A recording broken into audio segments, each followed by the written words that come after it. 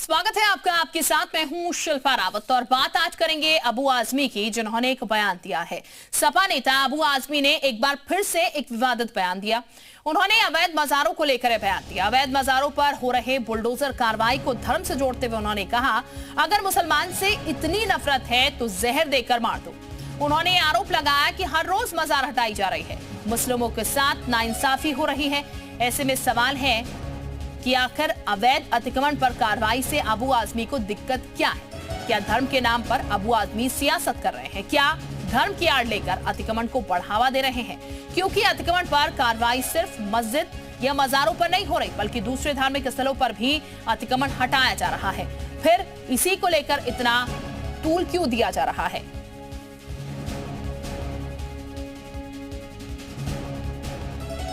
मुसलमान से इतनी नफरत है तो उनको एक साथ में जहर देकर मार दो सबको, समुद्र में बहा दो सबको, या किसी मुल्क में भगा दो। तो यही रोज होगा मुल्क में, तो फिर ये मुल्क कैसे? और सुन लिए कि नाइंसाफी होगी तो गद्दारी होगी, नाइंसाफी होगी तो लोग जो है ना सरकार के खिलाफ खड़े होंगे। रोज आना कहीं ना कहीं। अब जो जितनी पुरानी दरगाह है वो दरगाह में जो है बोले ये तो हिंदुओं की मंदिर थी, रोज आना ये हो रहा है। अरे भाई मुसलमानों को कुछ नहीं था यहाँ पे। मैं टीपू सुल्तान के बारे में कुछ बोल लूँ। टीपू सुल्तान वही थे जिन्होंने अंग्रेजों के छक्के छुड़ा दिए, तो हमें महाराष्ट्र सरकार जो हमारे पर केस कर देगी। तो फिलहाल आपने सुना अबू आजमी को, वो कहते हुए नजर आ रहे हैं, टीपू सुल्तान की पैरवी करते हुए भी नजर आ रहे हैं कि अगर मैं टीपू सुल्तान के बारे में कुछ कह दूं तो फिर विवाद हो जाएगा। लेकिन इस पूरे मसले को लेकर अगर बात की जाए तो सवाल यही उठ रहा है कि इतनी ज्यादा इस मसले को तूल क्यों दिया जा रहा है। ऐसा नहीं है सिर्फ मस्जिद हटाई जा रही है या मजार हटाई जा रही है, यहाँ पर मंदिर भी तोड़े जा रहे हैं, गुरुद्वारे भी तोड़े जा रहे हैं। जो भी अवैध है उसको नष्ट किया जा रहा है, लेकिन सवाल सिर्फ मस्जिदों को लेकर ही खड़ा किया जा रहा है। और नवीन ठाकुर इस वक्त हमारे साथ बीजेपी प्रवक्ता जुड़ चुके हैं। नवीन जी, बहुत स्वागत है आपका जी उत्तर प्रदेश उत्तराखंड पर।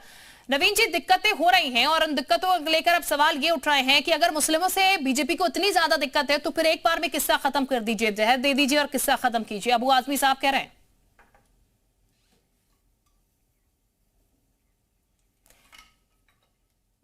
सर आपकी आवाज बाहर कर आपको दिखाती है। जी जी बोलिएगा सर। मेरी आवाज सुन पा रहे हैं आप? जी बिल्कुल सर, अब आ रही है, बोलिएगा।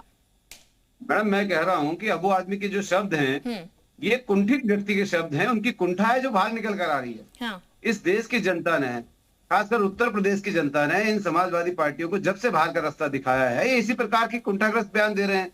अभी कल मैं इमरान मसूद के बयान को सुन रहा था, वो देवभूमि के लोगों को कह रहा है कि धक्के खा रहे हैं उत्तराखंड के लोग, और कांग्रेस के प्रवक्ता चुपचाप बैठे हैं, उनका समर्थन कर रहे हैं। ये कितना शर्मनाक है कि हमारे देवभूमि के लोगों को इस प्रकार के अपशब्दों से जो है ये लोग हमारे बारे में अपशब्द बोल रहे हैं, और कांग्रेस के प्रवक्ता बैठे हैं चुपचाप से।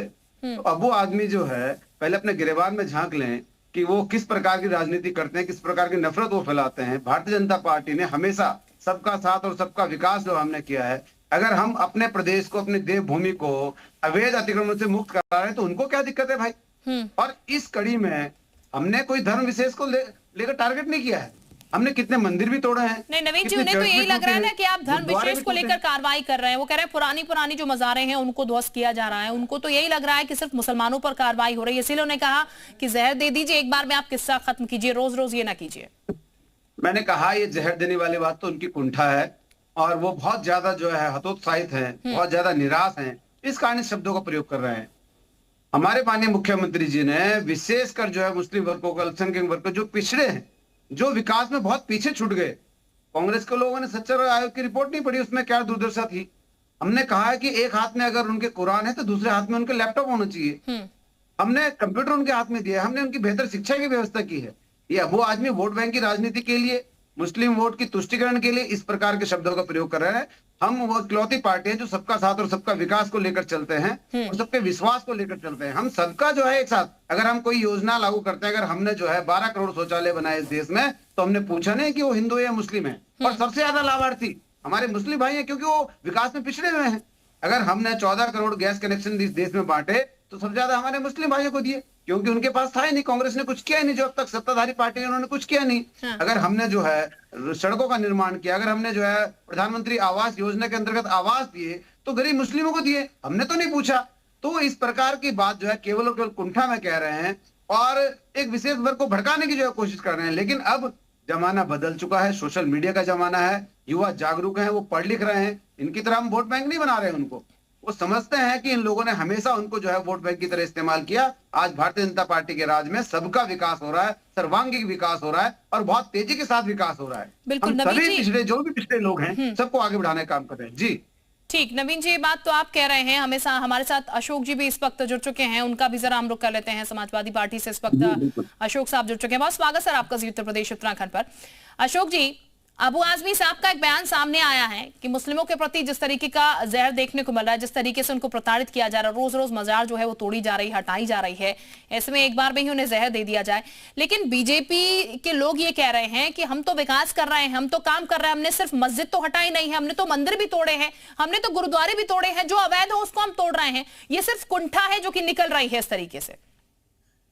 अभी जो 4-5 दिन पहले की घटना है, भारतीय जनता पार्टी का फतेहपुर का जिला अध्यक्ष मुखलाल, जिसने ऐलान करके चुनौती दे करके फतेहपुर में उस मजार के ऊपर हमले करवाए। ये विकास के लिए करवा रहा था क्या हमले? वहां पे जो दंगा भड़काया जा रहा था हिंदू मुसलमानों के बीच, ये विकास करने के लिए था क्या ये? तो इस तरह का इनका, देखिए, कोई ऐसा हिंदुस्तान में दल नहीं होगा जो अपने खुद की सरकार में दंगे करवाए। भारतीय जनता पार्टी इसमें यूनिक है। आप इसके पहले बहराइच में दंगा करवाया इन लोगों ने, इनके विधायक सुरेश्वर सिंह ने FIR भी करवाया था भारतीय जनता पार्टी के लोगों को ऊपर, बाद में दबाव पड़ा, वापस ले लिए। तो भाजपा खुद अपनी सरकार में दंगे करवाती है, इसलिए दंगे करवाती है ताकि एक खास समुदाय के मन में भय पैदा किया जा सके, उनके मन में असुरक्षा पैदा किया जा सके, लोगों का ध्यान मूल समस्याओं से भटकाया जा सके। तो आज सिर्फ खतरे में सिर्फ एक मुसलमान समाज नहीं है, आज तो पूरा PDA समाज खतरा में है। तो पूरा अभी 69,000 शिक्षक भर्ती में आपको याद होगा कल की घटना है, बेसिक शिक्षा मंत्री जो संदीप सिंह के घर पे हमारे जो अभ्यर्थी थे बेचारे गए थे धरना देने, उनको बसों में ठूस करके वहां से हटा दिया गया। उनकी मांग यही थी कि 11 महीने हो गए, अभी तक सुप्रीम कोर्ट में सरकार ने एक बार अपीयर नहीं हुई, सरकार उसमें पैरवी नहीं कर रही उनके मामलों में। तो इस तरह की सरकार जो PDA के खिलाफ है, जो माइनॉरिटी समाज के खिलाफ है, जो इस देश के लोकतंत्र के खिलाफ है, तो ऐसे सरकार के खिलाफ अगर बोलने में क्या गुरेज है किसी को? हम लोग भी तो लगातार आवाज उठा रहे हैं। इस देश में लोकतंत्र की बैकबोन या स्पाइन आप कह सकती हैं चुनाव आयोग है। चुनाव आयोग अगर मैनिपुलेट कर रहा है भारतीय जनता पार्टी के दबाव में आकर के, तो कहीं ना कहीं इस देश के लोकतंत्र को भी जहर देने पे आमादा है भाजपा। ठीक, अशोक जी, आप PDA का जिक्र कर रहे हैं, लेकिन बीजेपी तो कहती है PDA तो सिर्फ एक बहाना है, क्योंकि महिलाओं की ही इज्जत एक तरीके से नहीं की जाती। पूजा पाल का भी मैटर सामने आया, बाहर का रास्ता उन्हें दिखा दिया गया। PDA सिर्फ समाजवादी पार्टी जो गाती है, करती कुछ नहीं उस मामले में। बीजेपी तो ऐसे आरोप लगाती है आप लोगों पर। नहीं, देखिए, एक कहानी है, कहावत है कि अंधे के हाथ बटेर लगना। तो अंधे के हाथ बटेर लगना, इस तरह भारतीय जनता पार्टी जब से पूजा पाल को बाहर किया गया पार्टी से, जो कि पूजा पाल की एक्टिविटी क्या थी, जो उन्होंने चायल विधानसभा की जनता के साथ धोखा दिया, समाजवादी पार्टी को धोखा दिया। पूजा पाल की हैसियत नहीं थी कि अपने खुद के बदौलत तो चायल से विधायक बन जाती, वो समाजवादी पार्टी के लोगों ने उनको मदद करके विधायक बनाया। और जिन लोगों ने उनको मदद किया, PDA समाज के लोगों ने, आज उन्हीं PDA के पीठ में छुरा भोगने का काम पूजा पाल जी ने किया है। आप ये बताइए कि लगातार जिस तरह से PDA का उत्पीड़न, मैंने 69,000 वाला एक एग्जाम्पल आपको बताया, इस तरह से दर्जनों एग्जाम्पल है जब PDA के ऊपर उत्पीड़न ये सरकार ने किया, उनका आरक्षण नौकरियां छीना। पूजा पाल जी के पास अगर जमीर जिंदा रहता तो एक बार सवाल उठाती होगी, जिसे तारीफ कर रही थी ना, एक बार सवाल उठाती कि आप PDA के साथ इतना उत्पीड़न क्यों कर रहे हैं मुख्यमंत्री जी, उनके आरक्षण को क्यों छीन रहे हैं? चलिए ठीक है अशोक जी, मैं वापस लौटती हूँ, नवीन जी का भी जरा रुख कर लेते हैं। नवीन जी, जो बात अशोक जी कह रहे हैं, अशोक जी तो कह रहे हैं कि अब आप तो उत्पीड़न कर रहे हैं, आपकी सरकार में तो दंगे करा रहे हैं, आपकी पार्टी के लोग दंगे करा रहे हैं, ऐसे आरोप अशोक जी लगा रहे हैं। अशोक जी को बोलो थोड़ा जो है इतिहास पढ़कर आए, थोड़ा पढ़ लिख कर डिबेट में बैठा करें। आप सपा का जो है 10 साल का कुशासन उठा के देख लीजिए कितने दंगे हुए थे, और भारतीय जनता पार्टी योगी आदित्यनाथ की सरकार में देख लीजिए दंगाइयों पर क्या कार्रवाई हो रही है। आज तो अगर पुलिस का डंडा भी टूट रहा है ना, तो भी दंगाइयों से पैसा वसूला जा रहा है। आज कोई सर उठाकर यूपी में ऐसे ही दंगा नहीं कर सकता। हमने दंगाइयों को अच्छे से ठीक किया है यूपी में, और भविष्य में भी जो दंगा करेगा प्रदेश में उसको बख्शा नहीं जाएगा, वो किसी भी पार्टी के हो। और ये अभी जो है पूजा पाल की बात कर रहे थे, भूल गए अतीक अहमद को किसने पाला था? इन सप्पाइयों ने पाला था, जिसने जो उनके पति की हत्या की। ये भूल गए, शायद उनको दर्द है कि उन गुंडों को जिनको इन्होंने पाला था उनको यमलोक पहुंचाने का काम जो है भाजपा की सरकार ने किया और यूपी पुलिस ने किया। ये तो गुंडे और मवालियों की पार्टी है। इन्होंने जब गुंडे पाले हैं, आतंक फैलाया यूपी में, आज अगर आतंक मुक्त यूपी बना है, अगर आज जो है यूपी तेजी के साथ विकास कर रहा है, अगर आज यूपी में विकास हो रहा है, एम्स बन रहे हैं, सड़कें बन रही हैं, हाईवे बन रहे हैं, तो उसका दर्द इनको है, क्योंकि ये जानते हैं कि यूपी की जनता विकास को चुन रही है, ना कि गुंडा राज को। नहीं, लेकिन समाजवादी पार्टी को, कांग्रेस को, इनको तो आपका विकास नजर ही नहीं आता। वो तो कहते हैं विकास आप लोगों ने किया ही नहीं है। ध्रुवीकरण आज जरूर आप करते हैं, हिंदू मुस्लिम आप जरूर करते हैं। आईना है, देश की जनता को नजर आ रहा है, यूपी की जनता को नजर आ रहा है, इसलिए यूपी की जनता इनको नकार रही है। एक बार नहीं, दो बार, तीन बार नकार चुकी है। इनको जो है लोकसभा के चुनाव में नकार चुकी है, इनको विधानसभा के चुनाव में दो बार नकार चुकी है, और आगे भी यूपी की जनता इनको इसी प्रकार नकारेगी। आप निश्चित रहिए, यूपी का जनमानस भली भांति जान चुका है। अशोक जी, आपको भले ही विकास नजर ना आ रहा हो, लेकिन नवीन जी कह रहे हैं जनता जो है उसको विकास नजर आ रहा है, और विकास पर बार बार इसीलिए जीत की मोहर भी लगाती हुई जनता नजर आ रही है। देखिए, जो जीतता है ना वो बेईमानी नहीं करता है, तो जीतने वाला व्यक्ति बेईमानी नहीं कर सकता। ये हारने वाले लोग हैं, बेईमानी से जीत रहे हैं, वो भी उनके पाप का घड़ा भर चुका है, सबको पब्लिक डोमेन में बात आ चुकी है कैसे जीतते हैं। ये लोकसभा चुनाव की बात कर रहे हैं, मुझे लगता है 4 जून 2024 का चुनाव पड़ा उत्तर प्रदेश का, ये 62 से 33 पर आ गए। अभी इनका लग रहा है कि हम जीत ही रहे हैं। 400 पार का नारा था, कितने पे सिमट गए। इनके सबसे बड़े नेता माननीय मोदी जी 3,27,000 वोट उनके खुद की कॉन्स्टिट्यूंसी से कम हो गए। तो इनका ग्राफ इतना तेजी से गिर रहा है, अगर बेईमानी ना करें तो इनकी जमानत जब्त हो जाए। और इसके अलावा अभी किसी माफिया का नाम ले रहे थे, आप ये बताइए कि 1 दर्जन ऐसे माफिया हैं जो मुख्यमंत्री जी की जाति से ताल्लुक रखते हैं। वो माफियाओं के ऊपर सरकार क्या एक्शन ले रही है? आप सबसे बड़ा माफिया आप देखिए, बनारस वाले माफिया को सरकार सुरक्षा दी हुई है, उसको पाल पोस रही है। एक हमारी दूसरी विधायक बिजमा यादव, जिनके पति के हत्यारा उदयभान करवरिया, जो कि विधायक जी ने रो रो करके योगी जी से विधानसभा में कहा कि माननीय मुख्यमंत्री जी हमें बचा लीजिए, उस माफिया को रिहा मत करवाइए जेल से।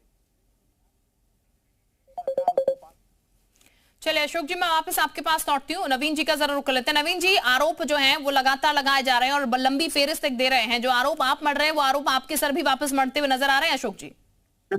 देखिए, ये जो है हमेशा समाज को बांटने की राजनीति करते हैं सपा के लोग। अभी जाति, उनकी जाति के इतने विधायक, उनकी जाति के, हम इसको नहीं देखते। हमने अगर गुंडों का सफाया किया तो उसमें विकास दुबे भी था, हमने नहीं देखी उसकी जाति क्या है, वो जो है ब्राह्मण है। हमने केवल ये देखा कि वो गुंडा था, वो समाज पे कलंक था, वो समाज को जो है तोड़ने का काम कर रहा था, समाज को लूटने का काम कर रहा था। तो गोली जब चलती है वो किसी की जाति देख के नहीं चलती है। जब हमारा उत्तर प्रदेश पुलिस का जवान इन गुंडों पे गोली चलाता है तो ये देखते नहीं किसकी जाति है। हमने समान रूप से केवल और केवल जो है गुंडे को गुंडा समझा है, जातियों में नहीं बैठा है, ये जाति गिना रहे हैं। ये दर्शाता है कि समाजवादी पार्टी ने केवल और केवल जो है जाति की राजनीति की है, एक विशेष वर्ग की राजनीति की है, और उसी के इर्द गिर्द जो है इनकी राजनीति घूमती है। इसलिए इनके अबू आजमी इस प्रकार का बयान देते हैं। इनके इमरान मसूद कल सहारनपुर से जो है हमारे उत्तराखंड के देवभूमि के लोग किस प्रकार का बयान दे रहे थे, और ये आज बात कर रहे हैं कि लोकतंत्र की हत्या हो रही है। ये आज कह रहे हैं कि बेईमानी से हार जीत रहे हैं। तो इसका मतलब आपके सांसद सारे बेईमानी से जीते हैं क्या? इस्तीफा दे दीजिए, इतना ही दम है तो आ जाइए दोबारा मैदान में। लेकिन केवल और केवल झूठ बोलना, बहाने बनाना। पहले ईवीएम का बहाना बनाते थे, अब ईवीएम का बहाना निकल गया। जहां बैलेट से चुनाव है वहां पर ही बुरी तरह हार रहे हैं। तो भैया कहीं तो ठहरिए, चित भी हमारी, पट भी हमारी। मीठा मीठा गप गप और कड़वा कड़वा थू थू ऐसे नहीं चलेगा। कितने बहाने बनाएंगे आप? लगातार बहाने बना रहे हैं, लगातार बहाने बना रहे हैं। बेईमानी से हार गए, ग्राफ गिर रहा है, मोदी जी को ठीक है अशोक जी, आपकी जीत है तो बेहतर है, लेकिन अगर बीजेपी का कोई जीत गया तो फिर यहाँ पर गड़बड़ है। ये तमाम बार बार ये सवाल बीजेपी उठाती रही है कि अक्सर ऐसा होता रहा है। देखिए, आपको याद होगा राहुल गांधी जी ने जब चुनाव आयोग का कच्चा चिट्ठा खोलते हुए तमाम आरोप लगाए, तो उसके बाद चुनाव आयोग ने कहा कि बयान हल्फी दीजिए तब हम संज्ञान लेंगे। उसके बाद हमारे राष्ट्रीय अध्यक्ष जी ने लोकसभा में, संसद में सारे पत्रकारों को सबके जगह जो 18,000 उन्होंने एफिडेविट देकर के कंप्लेन किया था, एक सिंगल कार्रवाई बीएलओ तक नहीं हट पाया।